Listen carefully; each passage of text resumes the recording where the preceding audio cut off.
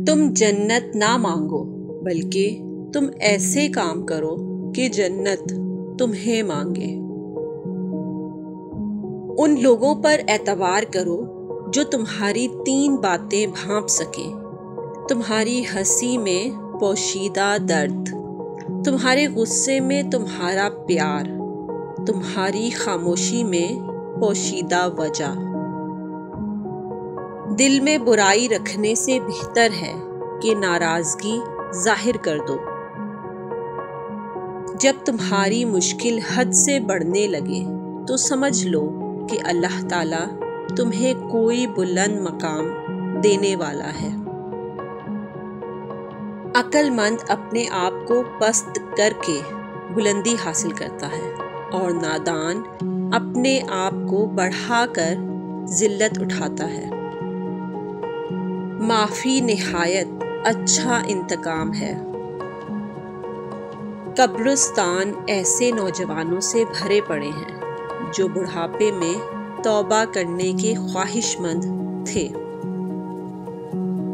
अक्लमंद हमेशा गम और फिक्र में मुब्तला रहता है।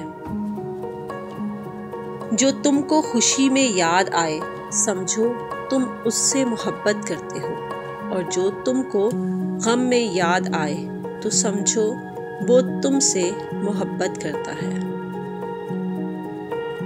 गुनाहों पर नादिम होना उनको मिटा देता है और नेकियों पर मगरूर होना उनको बर्बाद कर देता है।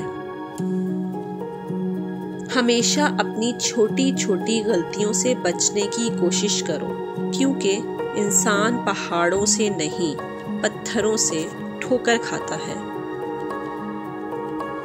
खुदा के नज़दीक किसी इंसान की इज्जत जितनी ज़्यादा होती जाती है, उसका इम्तिहान भी इस कदर सख्त होता चला जाता है। जिस शख्स के दुश्मन ना हो और सब दोस्त हों, उस जैसा मुनाफिक कोई नहीं, क्योंकि दुश्मन उसके होते हैं जो हक की बात कहता है। किसी के खलूस और प्यार को उसकी बेवकूफ़ी मत समझो, वरना किसी दिन तुम खलूस और प्यार तलाश करोगे और लोग तुम्हें बेवकूफ़ समझेंगे।